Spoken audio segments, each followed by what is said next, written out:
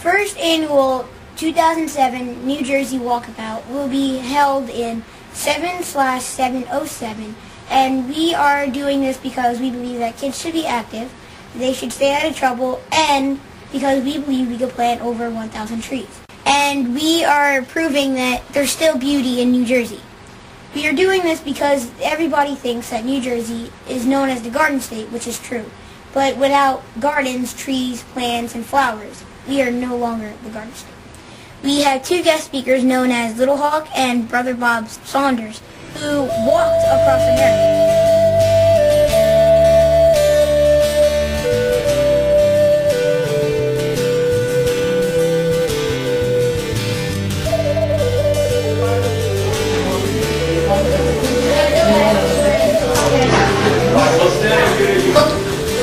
May I introduce you to the one and only man who walked across America, Brother Bob. Thank you. Thank you. For you guys who don't know me, and a lot of you do, you can call me Brother Bob, okay?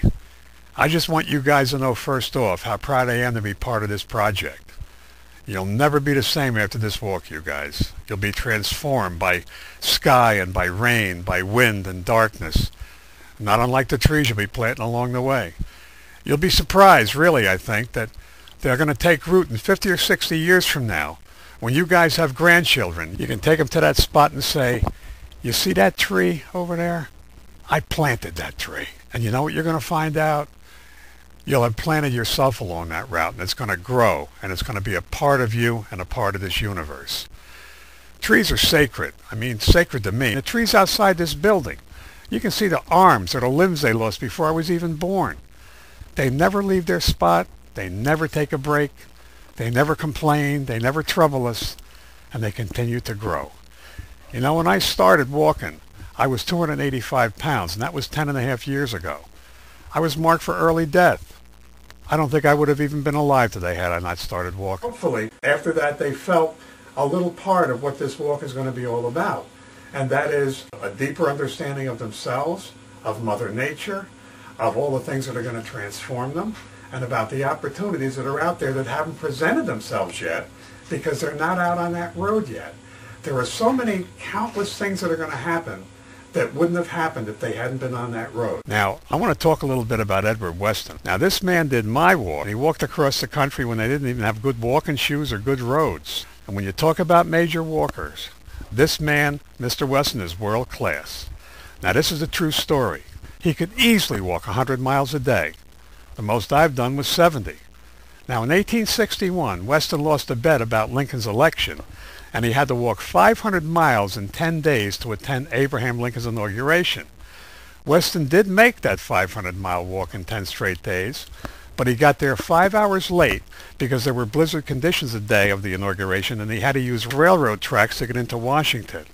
Now, President Lincoln, having been inaugurated earlier that afternoon, heard about this guy who'd walked 500 miles in 10 straight days, so naturally, Abraham Lincoln came out of the White House and shook Weston's hand. Weston walked into the last century, and in 1910, a little boy named Teddy Lamb admired Weston as a major walker. And he heard that Weston was going to be walking through his town. So little Teddy Lamb, 6 years old, in Toledo, Ohio, walked up to Weston and shook his hand. Now, the premier walker of the last, say, 30 years of the century was a guy named Rob Sweetgall. Anyway, on my walk out to California in what I call a bullfrog and nightcrawler rain on the Missouri side of the Mississippi River in a pouring rain, the sky play opened up and here's this figure looming toward me. It was Rob Sweetgall. He'd heard about my walk and the age I was at on my way to California, and he walked with me for 2 days. Of course, that Monday morning when I was with Rob Sweetgall, we shook hands. Now, what I want to say is this. I'm the weakest link in the handshake, okay? But if you shake my hand later, and let me shake yours, you're shaking the hand of the man who shook the hand of the man who shook the hand of the man who shook the hand of the man who shook Abraham Lincoln's hand on the day of his inauguration. Now, it's pretty cool. Your handshakes are pretty cool. Your handshakes are gold. I shook the hand of the man who shook the hand of the man who shook the hand of the man who shook the hand of the man who shook Abraham Lincoln's hand on the day of his inauguration. You're only 5 removed from the man. And this guy's one of my heroes, okay? So that's it. So that's a good way to finish it, but forget my handshake. That sounds so prideful. But you got to get my handshake to get to him. Start right in on time. Thank you. Brother Bob is like nobody I've ever met before. He has so much energy and he's been so many places. He's accomplished so much in his life, and he's such a kind person. Brother Bob was very good in his speech. He used a lot of feeling, a lot of energy. Yeah, that's it, energy. Annual 2007 Walkabout in New Jersey will be held 7/7/07. I am Aaron Vicolo, and I want you to join us. But some people may not be able to. So you can go on this website and you can watch a video on www.walkabout2007.com.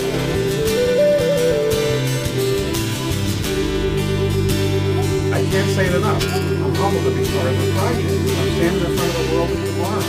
And I'm just glad to meet these young guys because that's where the energy is. That's where all the action is, you know.